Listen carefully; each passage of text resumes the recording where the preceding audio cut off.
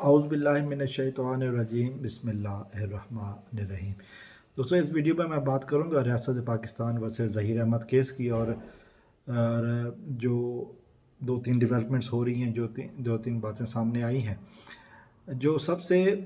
بڑی بات سامنے آئی، جیسا کہ ہم جانتے ہیں کہ بچی اپنے والدین کے پاس جا چکی ہے، اور اس وقت جو بڑی آوازیں اٹھ رہی ہیں وہ یہ ہے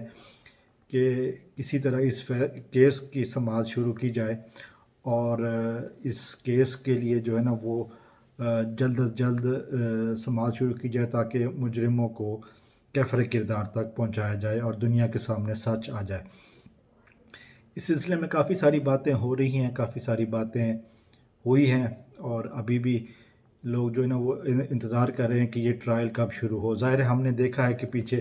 جس طرح جج صاحبان دسمبر کے مہینے میں بھی اور اس سے پہلے بھی قانون کے ساتھ کھیلتے رہے، عدالتوں میں حاضر نہیں ہوئے، بلکہ مختلف بہانے کر کے، کبھی چھٹیاں، کبھی سیلاب، کبھی کوئی اور، کبھی کوئی ہڑتالیں، کبھی الیکشن، کبھی یہ وہ، تو جج صاحبان عدالتوں میں حاضر نہیں ہوئے، جس کی وجہ سے تھوڑی سی جو ہے نا وہ انصاف میں دیر ہوئی۔ اب سوال یہ ہے کہ اب ایک طرف تو عدالت میں جو ہے نا نو کانفیڈنس کی اپیل بھی ہے، لیکن اس کے علاوہ جو دوسری سب سے اہم بات ہے وہ یہ ہے کہ اس وقت عوامی مطالبہ یہی ہے کہ اس کیس کی کارروائی جلد از جلد شروع ہو، اور اس کے بعد جتنی جلدی شروع ہو سکے گی، اس کے بعد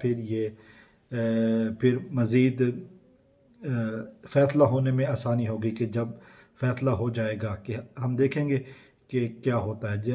پھر ہم نے یہ بھی دیکھا ہے کہ پچھلے 2-3 دنوں سے جو میڈیا رپورٹس آ رہی ہیں کہ مجرم ظہیر جو ہے نا وہ کراچی سے بھاگنے کی کوششوں میں بھی ہے۔ ہم جانتے ہیں کہ وہ